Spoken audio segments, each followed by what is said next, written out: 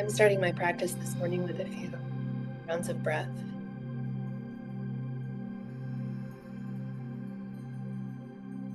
You may find that doing the same serves you.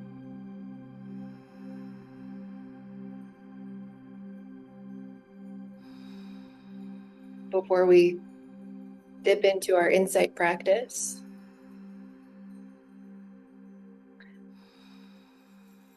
both in my asana practice and in my meditation practice, I've been really interested in everything that comes with us to our practice. And this isn't like new, but newish for me. Within, I think probably this year, I started to notice it more.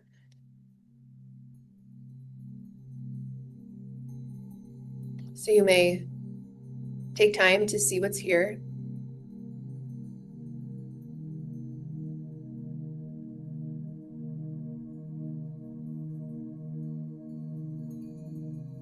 Any desire for practice to be a certain way can maybe scoot over to the periphery of practice. In mindfulness practice yesterday, we were talking about how, there's all of these techniques and all of these words and all of these aspirations that sometimes go with practice. And it's cool to have a really strong passion about something. But both in that mindfulness practice and for insight practice, it really strips down to the bare bones of what's here.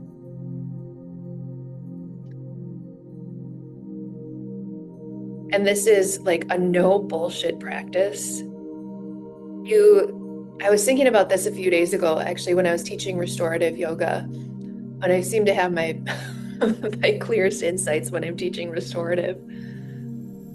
And I was thinking about, I didn't share this with my students, but I was thinking, can you really bullshit yourself? And I was like, when you're here in practice, I think both of you know I am, and if you're listening online, I'm a metalhead, and there's an Ozzy Osbourne song, and he says, "No bullshit," and that always loops through my head when I'm like, "Am I bullshitting myself here right now?" And so when I came to the conclusion of, if you will just entertain me for a second, on Tuesday, I was like, "Can you really bullshit yourself?" And I think the only thing that gets in the way of like this really pure existence or pure relationship with yourself is that it's the stuff, quite frankly. When we are in these containers of open, expansive time, there's no teacher. I mean, I'm here and I'll pop in to remind you of what we're doing here, but it's really about getting more familiar with yourself. So there's no guru, there's no teacher, there's no like, somebody constantly telling you how to shape your body like an asana class, or like even if you're in a formal classroom or if you're at work, nobody telling you like it has to be a certain way. It's this really deep intimacy that we're developing with ourselves that is a really, really cool thing. And the only thing that can get in the way of that is your own bullshit. My own bullshit. I claim that too. We've talked about this accumulation of karma. Excuse me. The cultural conditioning, social conditioning, even language that inhibits the direct experience of self, non-self fluctuations, all of these rittis, all of these things. So here I wanted to have a simple practice, and you're on my little tirade of Ozzy Osbourne musings this early in the morning. So if that serves you at all, or if it's all gibberish, set it aside.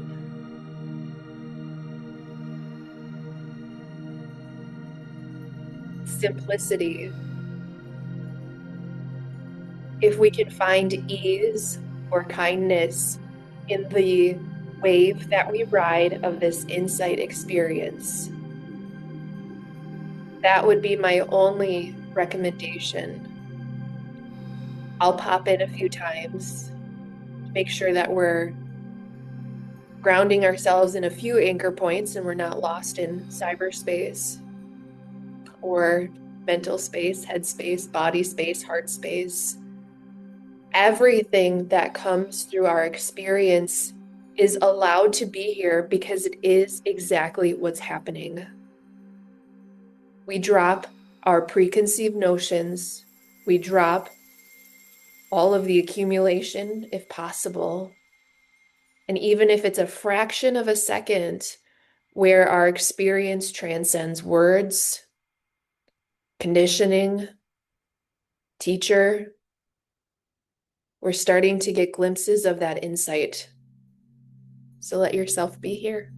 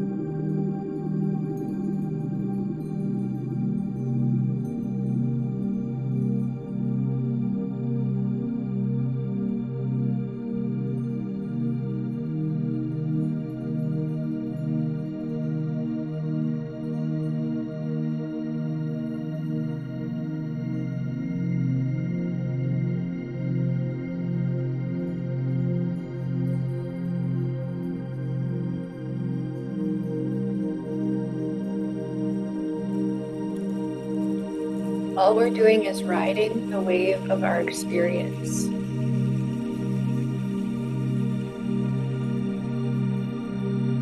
What happens when the mind goes away into planning or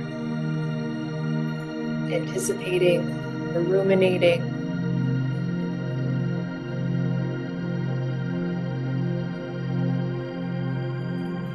We can't force insight to occur. Joseph Goldstein, I've shared this before. Joseph would say, you can't force an insight, I think is specifically what he says. You can't force an insight, but meditation makes you, or no, this is what he says, sorry. Insight is an accident. Meditation makes you accident prone.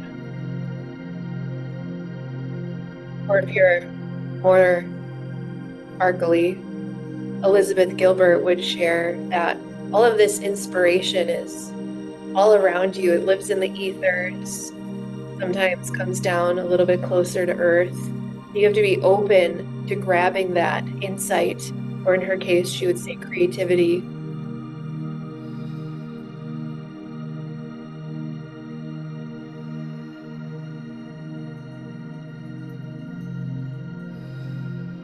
Something may or may not happen. It's irrelevant whether it does. Our effort is in here.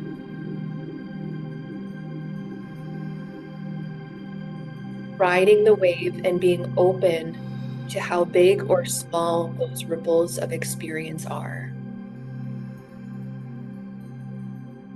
Stick with it.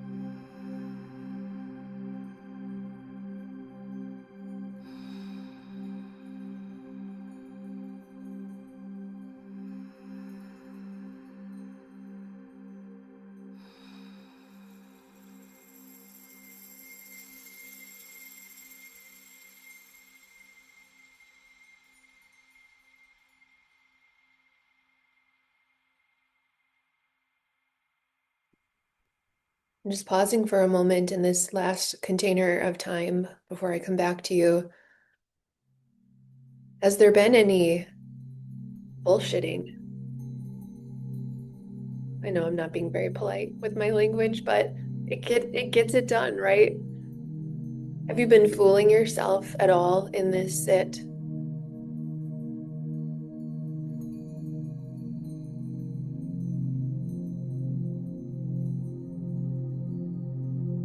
Compensations in the mind.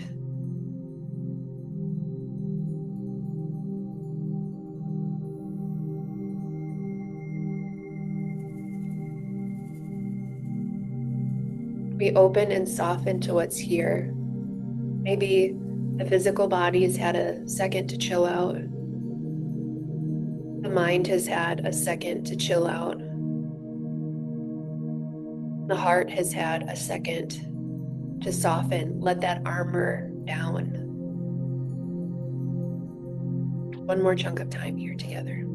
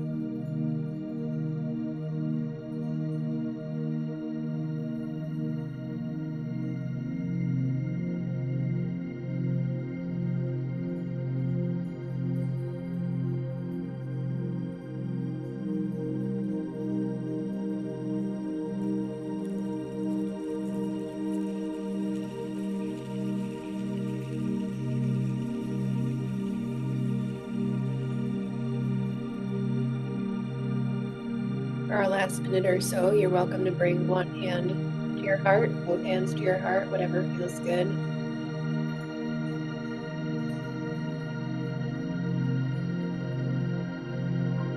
I certainly did not intend to share practice or philosophy with Ozzy Osbourne.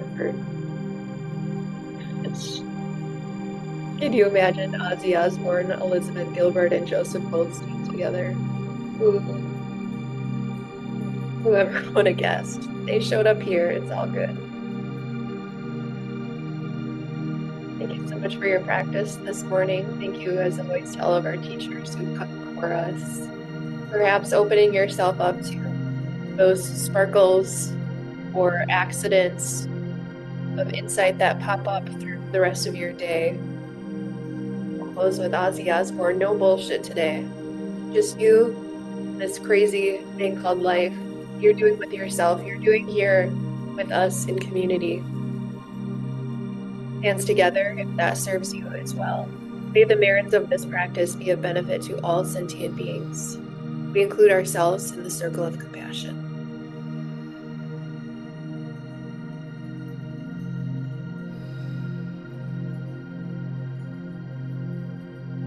Thank you so much.